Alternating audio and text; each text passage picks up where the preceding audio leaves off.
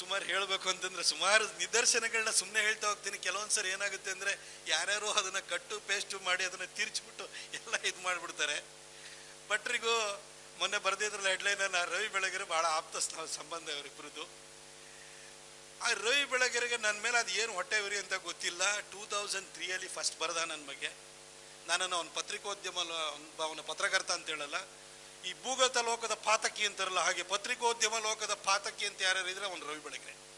ಅದನ್ನು ಗಂಟಾಘೋಷವಾಗಿ ನಾನು ಎಲ್ಲರ ಎದುರುಗಡೆ ಹೇಳಿ ಬಯಸ್ತೀನಿ. ಯಾಕೆ ಅಂತ ಹೇಳಿದರೆ, ನಾನು ಅದನ್ನು ಯಾಕೆ ಹೇಳ್ತೀನಿ ಅದನ್ನು ಫಸ್ಟ್ ಹೇಳ್ಬಿಟ್ಟು ಆ ನಿದರ್ಶನವನ್ನು ಹೇಳ್ತೀನಿ. ಅವ್ನ ಪತ್ರಿಕೆ ಹಾಯ್ ಬೆಂಗಳೂರು ಏನಾದ್ರು ಬಂತು ಅಂತಂದರೆ ಅದನ್ನು ಏನೋ ಟೀ ಸ್ಟಾಲು ಅಲ್ಲಿ ಇಲ್ಲಿ ಗೂಡಂಗಡಿ ಎಲ್ಲ ಕಡೆ ನೇತಾಕಿರೋರು. ಒಳಗೆ ಚಿತ್ರಗಳಿವೆ, ಎಚ್ಚರಿಕೆ, ಒಳಗೆ ಫುಲ್ ಡೀಟೈಲ್ಸ್. ಪ್ರತಿ ವಾರ ಯಾವುದಾದ್ರು ಕನ್ನಡ ಸಿನಿಮಾ ಇಂಡಸ್ಟ್ರಿ ಒಂದು ಹೆಣ್ಮಗಳ ಮಾನ ಹರಾಜು ಮಾಡಿ ಅದರಲ್ಲಿ ಅವ್ನು ಹೊಟ್ಟೆ ಹೊರದೆ ಅವ್ನು ಬದುಕಿದ್ದವನು.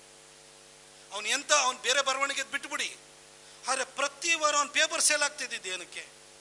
ಆಶಾಲತಾ ಹೋಗಿ ಕೇಳಿ, ಶ್ರುತಿ ಅವ್ರನ್ನ ಹೋಗಿ ಕೇಳಿ, ಅಮೂಲ್ಯ ಅವ್ರನ್ನ ಹೋಗಿ ಕೇಳಿ. ಆ ಶೃಂಗೇರಿನಲ್ಲಿ ಫಿಲ್ಮ್ ಆ್ಯಕ್ಟ್ರೆಸ್ ಒಬ್ಳಿದ್ಲು, ಆಕೆ ಅವಳ ಹೆಸರು ಮರೆತುಬಿಟ್ಟೆ ನಾನು.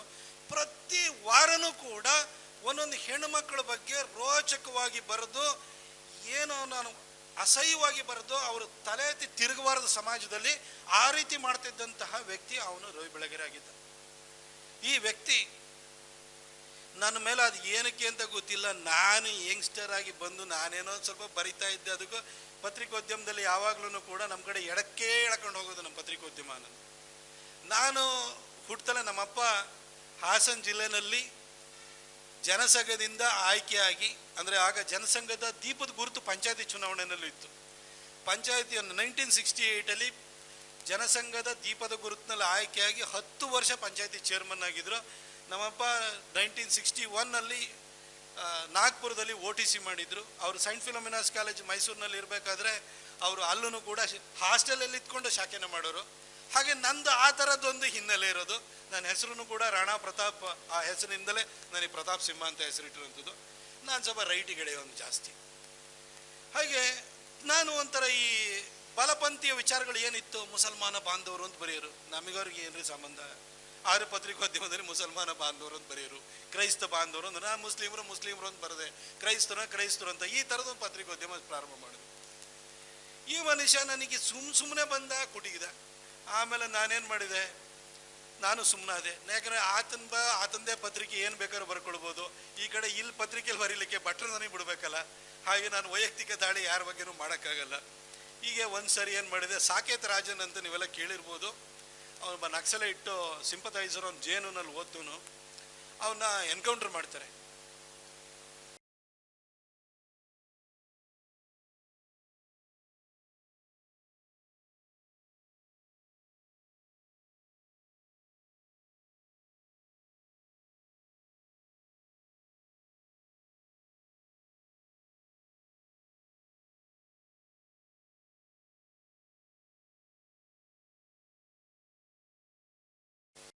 ನಮಗೆ ಸಾಕೇತ್ಗಿಂತ ಸುದರ್ಶನ್ ಮುಖ್ಯವಾಗುವುದೇಕೆ ಅಂತ ಹೇಳ್ಬಿಟ್ಟು ಡಾಕ್ಟರ್ ಹನುಮರೆಡ್ಡಿ ಸುದರ್ಶನ್ ಅಂತ ಹೇಳ್ಬಿಟ್ಟು ಬಿಳಿಗಿರಿ ರಂಗನ ಬೆಟ್ಟದಲ್ಲಿ ಅವರೊಬ್ಬರು ಡಾಕ್ಟರ್ ಅವರು ಅಲ್ಲಿ ಹೋಗಿ ಈ ಒಂದು ಬುಡಕಟ್ಟು ಜನಾಂಗದವ್ರು ಯಾರಿದ್ದಾರೆ ಅವರ ಸೇವೆನ ಮಾಡ್ತಾ ಇದ್ರಲ್ಲ. ಇವನು ಜೆಎನ್ಯುನಲ್ಲಿ ಡಿಗ್ರಿ ತಗೊಂಡ್ರು ಕೂಡ ಕಣ್ಣವ್ರ ಮಕ್ಕಳಿಗಿನ್ನ ಕಾಡದಾರಿ ತೋರಿಸ್ದ. ಅವರು ಮೆಡಿಕಲ್ ಡಿಗ್ರಿಯನ್ನು ತಗೊಂಡು ಬಂದು ಆ ಕಾಡಿನಲ್ಲಿರುವಂಥ ಜನಕ್ಕೆ ಅವರ ಬದುಕಿನಲ್ಲಿ ಬದಲಾವಣೆಯನ್ನು ತಗೊಂಡ್ಬಂದ್ರು.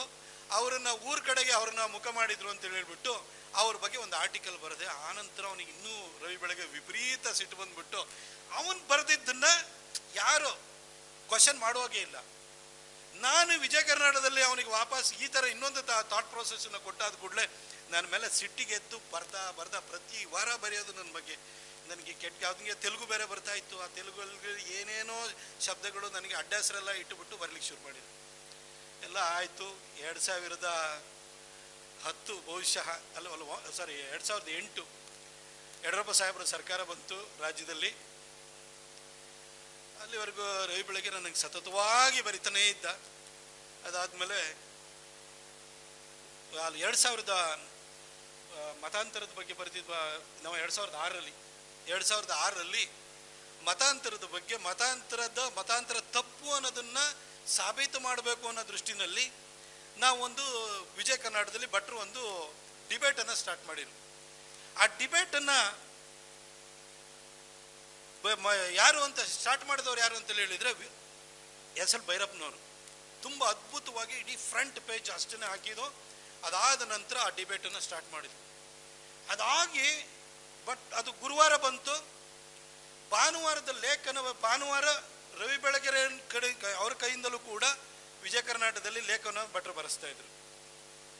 ಭಾನುವಾರದ ಲೇಖನವನ್ನು ತೆಗೆದು ನೋಡಿರೆ ಅವ್ರು ರವಿ ಬೆಳಗೆರೆ ಯಾವ ರೀತಿ ವಿಶಾಲ್ ಭೈರಪ್ಪನವ್ರ ಬಗ್ಗೆ ತುಚ್ಛವಾಗಿ ಬರೆದಿದ್ದ ಅಂತೇಳಿ ಹೇಳಿದ್ರೆ, ಅವರನ್ನ ಕೆಟ್ಟದಾಗಿ ಬರೆದು, ಅಂದರೆ ಅವರೊಬ್ಬ ಮಸೀದಿಯ ಮುಲ್ಲಂತರ ಮಾತನಾಡ್ತಿದ್ದಾರೆ, ಆಗ ತಾನೇ ಮುಟ್ಟಾದ ಮಹಿಳೆಯಂತೆ ವರ್ತಿಸ್ತಾ ಇದ್ದಾರೆ. ಈ ಥರ ಎಲ್ಲ ಅಸಭ್ಯವಾದಂತಹ ಶಬ್ದಗಳನ್ನು ಹಾಕಿ ಎಸ್ ಎಲ್ ಭೈರಪ್ಪನವ್ರನ್ನ ಎಡಪಂಥೀಯರು ಅಷ್ಟು ತುಚ್ಛವಾಗಿ ನಿಲ್ಲಿಸಿರ್ಲಿಲ್ಲ, ರವಿ ಬೆಳಗೆರೆ ನಿಲ್ಲಿಸ್ತ. ಅವನಿಗೊಂದು ಏನಿತ್ತು ಅಂತ ಹೇಳಿದ್ರೆ, ಎಲ್ಲರನ್ನೂ ಹೊಡೆದು ಬಿಡ್ತೀನಿ ನಾನು ಮಾತ್ರ ನಾನೇ ಅಲ್ಟಿಮೇಟ್ ಅನ್ನೋದನ್ನು ಸಾಬೀತು ಮಾಡಬೇಕು ಅನ್ನೋದಿತ್ತು. ಆದರೆ ಭಟ್ರು ಒಂದು ಒಳ್ಳೆಯ ಉದ್ದೇಶದಿಂದ ಇದು ಎಲ್ಲ ವಿಚಾರನ ನಾನು ಯಾಕೆ ಹೇಳ್ತಾ ಇದ್ದೀನಿ ಅಂತಂದರೆ, ಒಂದು ಪತ್ರಿಕೋದ್ಯಮ ಭಟ್ರು ಇವತ್ತು ಇಷ್ಟು ದೊಡ್ಡ ಹೆಸರನ್ನು ಮಾಡಿದ್ದಾರೆ ಅಂತ ಹೇಳಿದರೆ, ಒಂದೊಂದು ಸಂಸ್ಥೆನೇ ಯಾಕೆ ಕಟ್ಟಿದ್ರು, ಒಂದು ಥಾಟ್ ಪ್ರೋಸೆಸ್ಸನ್ನು ಯಾವ ರೀತಿ ಚೇಂಜ್ ಮಾಡಿದ್ರು. ಇವತ್ತು BJP ಅನ್ನೋದು ಅಧಿಕಾರಕ್ಕೆ ಬಂದಿದ್ರು, ಈ BJPಯವ್ರ ಭಾಷಣ ಕೇಳ್ಕೊಂಬಿಟ್ಟು ಅಧಿಕಾರಕ್ಕೆ ಬಂದಿರೋದಲ್ಲ. ಅದರಲ್ಲಿ ವಿಶ್ವೇಶ್ವರ ಭಟ್ರು ದೊಡ್ಡ ಕೊಡುಗೆ ಇದೆ. ಯಾಕೆಂದರೆ ವಿಜಯ ಕರ್ನಾಟಕದಲ್ಲಿ ಮನೆನೂ ತಲುಪಿ ಮನಸ್ಸುಗಳನ್ನು ಬದಲಾಯಿಸಿದವರು ಲೇಖನಗಳ ಮುಖಾಂತರವಾಗಿ ಅದು ವಿಶ್ವೇಶ್ವರ ಭಟ್ರು. ಅಲ್ಲಿವರೆಗೂ BJP ಎಷ್ಟಿತ್ತು? 39, 42, 79 ಆಗಿದ್ದೆ ಅವಾಗ 2004ರಲ್ಲಿ. ಅಲ್ಲಿವರೆಗೂ 2004ಕ್ಕೂ ವಿಜಯ ಕರ್ನಾಟಕ ಯಾವ ರೀತಿ ರೈಸ್ ಆಯಿತು ವಿಶ್ವೇಶ್ವರ ಭಟ್ರಿಂದಾಗಿ. ಆ ನಂತರ ಹೇಗೆ BJPನೂ ಬೆಳೀತು ಅದನ್ನು ಯೋಚನೆಯನ್ನು ಮಾಡಿ, ಆ ಒಂದು ಬಲಪಂಥೀಯ ಚಿಂತನೆಗಳು ರಾಷ್ಟ್ರೀಯತೆಗೆ ವೇದಿಕೆಯನ್ನು ಕೊಟ್ಟಿದ್ದು ವಿಶ್ವೇಶ್ವರ ಭಟ್ರು. ಹಾಗಾಗಿಯೇ ಹೆಚ್ಚು ಜನಕ್ಕೆ ತಲುಪೋಕ್ಕಾಯಿತು. ಇಡೀ ಕರ್ನಾಟಕದ ಮೂಲೆಗಳು ತಲುಪಿಬಿಟ್ಟು ಅಷ್ಟು ಜನ ಯಂಗ್ಸ್ಟರ್ಸನ್ನ ಇನ್ಫ್ಲೂಯೆನ್ಸ್ ಮಾಡಲಿಕ್ಕಾಗಿದ್ದು ಭಟ್ರ ಪತ್ರಿಕೋದ್ಯಮದಿಂದಾಗಿ. ಇನ್ನು ಈ ವಿಚಾರಕ್ಕೆ ಬರೋದಾದರೆ, ಭೈರಪ್ಪನವ್ರ ಬಗ್ಗೆ ಹಂಗೆಲ್ಲ ಬರೆದಿದ್ದ. ಭಟ್ರು ನನಗೆ ಭಾನುವಾರ ಕಾಲ್ ಮಾಡಿದರು. ರವಿ ಬೆಳಗೆರೆ ಅವ್ನು ಬಂದಂಥ ಭೈರಪ್ಪನವ್ರಿಗೆ ಹೊಡೆದಾಕ್ಬಿಟ್ಟಿದ್ಯಾ ಅಂತೇಳಿ ಏನು ಮೇಲ್ಗಳು ಅವನಿಗೆ ರವಿ ಬೆಳಗೆರೆಗೆ, ಯಾಕಂದ್ರೆ ಮೇಲ್ ಐಡಿ ಆಗ್ತಾಯಿತ್ತು. ಭಟ್ರಿಗೆ ಫಾರ್ವರ್ಡ್ ಎಲ್ಲ ಮಾಡಿಬಿಟ್ಟು, ಪ್ರತಾಪ್ ಹಿಂಗಾಗಿದೆ ಮೇಲೆಲ್ಲ ಫಾರ್ವರ್ಡ್ ಮಾಡಿದ್ದಾನೆ, ಆದರೆ ನಮ್ಮ ಡಿಬೇಟಿನ ಉದ್ದೇಶನೇ ಬೇರೆ ಇತ್ತು, ಸಂಪೂರ್ಣವಾಗಿ ಬದಲಾಗ್ಬಿಟ್ಟಿದೆ, ಎಲ್ಲೋ ದಾರಿ ತಪ್ಪಿ ಹೋಗ್ಬಿಟ್ಟಿದೆ, ಇದನ್ನು ಸರಿ ದಾರಿ ತರಬೇಕು, ನೀನು ರವಿ ಬೆಳಗೆರೆನ ಕೌಂಟರ್ ಮಾಡು ಅಂದರು. ಭಟ್ರು ಅವರು ದೋಸ್ತಿ, ನನ್ನನ್ನು ಅವನು ಕುಡುಕ್ತಾನೆ ಇರ್ತಾನೆ, ಅವನಿಗೆ ವಾಪಸ್ ಹೊಡೆಯಕ್ಕೆ ಭಟ್ರು ಬಿಡಲ್ಲ, ಇದಕ್ಕೆ ನಾನು ಹೋಗಿ ತಲೆ ಕೊಡಬೇಕು. ಭಟ್ರಿಗೆ ನಾ ಹೇಳಿದೆ, ನಾನು ಓದಿದ್ಯಾ ಅಂತ ಕೇಳಿದ್ರು, ಓದಿಲ್ಲ ಅಂದೆ. ಆಮೇಲೆ ಭಟ್ರಿಗೆ ಓದಿ ಅಂದ್ಮೇಲೆ ಅವನಿಗೆ ಕೌಂಟರ್ ಮಾಡೋ ಅಂದರು. ಸರ್ ಇವ್ರ ಬಗ್ಗೆ ಭೈರಪ್ಪನವ್ರ ಬಗ್ಗೆ ವೈಯಕ್ತಿಕ ದಾಳಿ ಮಾಡಿದ್ದಾನೆ, ನಾನು ಅದೇ ಲ್ಯಾಂಗ್ವೇಜಲ್ಲಿ ಉತ್ತರ ಕೊಡ್ತೀನಿ ಸರ್, ಅವಕಾಶ ಕೊಡ್ತೀರಾ ಅಂದೆ. ಅದೆಲ್ಲ ಬೇಡ ಅಂತಂದರು. ಅವನು ಹಾಗೆ ಕೌಂಟ್ರ್ ಮಾಡು, ಅವನು ವೈಚಾರಿಕವಾಗಿ ನೀ ಕೌಂಟ್ರ್ ಮಾಡು ಅಂತ. ಆಮೇಲೆ ಇಲ್ಲ ಸರ್, ನಾನು ಅವನಿಗೆ ಪರ್ಸನಲ್ ಅಟ್ಯಾಕ್ ಮಾಡಕ್ಕೆ ಬಿಟ್ಟರೆ ಅಷ್ಟೇ ನಾನು ಬರೆಯೋದು ಅಂತಂದೆ. ಆಯ್ತು ಬರ್ಕೊಂಬ ಫಸ್ಟು ಅಂತಂದರು. ನಾನು ಸೀದಾ ವಿಜಯ ಕರ್ನಾಟಕ ಸಂಜೆ ಆಫೀಸಿಗೆ ಬಂದವನು ಎಂದಿನಂತೆ ನನ್ನ ಕ್ಯಾಬಿನಲ್ಲಿ ಹೋಗಿ ಕೂತ್ಕೊಂಡು ಯಾರು ಬರಬೇಡಿ ಅಂತ ಹೇಳಿ ಕೂತ್ಕೊಂಡು ಕಾನ್ರಾಡ್ ಎಲ್ಸ್ಟಿದ್ದು ನೆಗೇಷನಿಸಮ್ ಇನ್ ಇಂಡಿಯಾ, ಆ ನಂತರ rise and fall of Roman empire ಎಲ್ಲ ಬುಕ್ಗಳನ್ನು ತಗೊಂಡು ರವಿ ಬೆಳಗೆರೆನ ಪಾಯಿಂಟ್ ಬೈ ಪಾಯಿಂಟ್ ಯಾವ ರೀತಿ ಕ್ರಿಶ್ಚಿಯಾನಿಟಿ ಅನ್ನೋದು ಗ್ರೇಕ್ ರೋಮನ್ ಸಿವಿಲೈಜೇಷನ್ನ, ಗ್ರೀಕ್ ಸಿವಿಲೈಜೇಷನ್ನ, ಎಂಟೈರ್ ಆಫ್ರಿಕಾದಲ್ಲಿದ್ದಂಥ ಅವರ ಸಂಸ್ಕೃತಿಯನ್ನು ನಾಶನ ಹೇಗೆ ಮಾಡ್ತು ಅನ್ನೋದನ್ನು ಇಟ್ಕೊಂಡು ಎಲ್ಲ ಬರೆದುಬಿಟ್ಟು ಭೈರಪ್ಪನವ್ರ ಬಗ್ಗೆ ಅವನು ಒಂದು ಸೆಂಟೆನ್ಸ್ ಬರೆದಿದ್ದ, ಹಿಂದೂಗಳ ಜನಸಂಖ್ಯೆ ವಾಕರಿಕೆ ಹುಟ್ಟಿಸುವಷ್ಟಿದೆ ಅಂತ ರವಿ ಬೆಳಗೆರೆ ಬರೆದಿದ್ದ. ಆಗ ನಾನು ಒಂದು ಸೆಂಟೆನ್ಸ್ ಸೇರಿಸಿದೆ, ಹಿಂದೂಗಳ ಜನಸಂಖ್ಯೆ ವಾಕರಿಕೆ ಹುಟ್ಟಿಸುವಂತಿದೆ ಎಂದು ಬರೆದಿದ್ದೀರಲ್ಲ ರವಿ ಬೆಳಗೆರೆಯವರೇ, ಈ ವಾಕರಿಕೆ ಹುಟ್ಟಿಸುವಂತಹ ಜನಸಂಖ್ಯೆಗೆ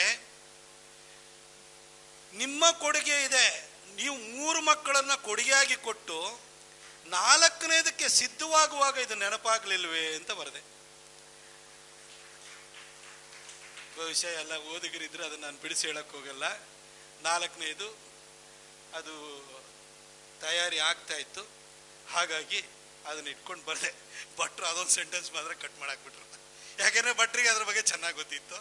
ಅದು ಬಂದಿದ್ರೆ ಅವರಿಬ್ರು ಸಂಬಂಧ ಸಂಪೂರ್ಣ ಮುರಿದೋಗ್ಬಿಡ್ತಾ ಇತ್ತು. ಬಟ್ ಅದೊಂದು ಬಿಟ್ಟು ಎಲ್ಲ ಹಾಕಿದ್ರು.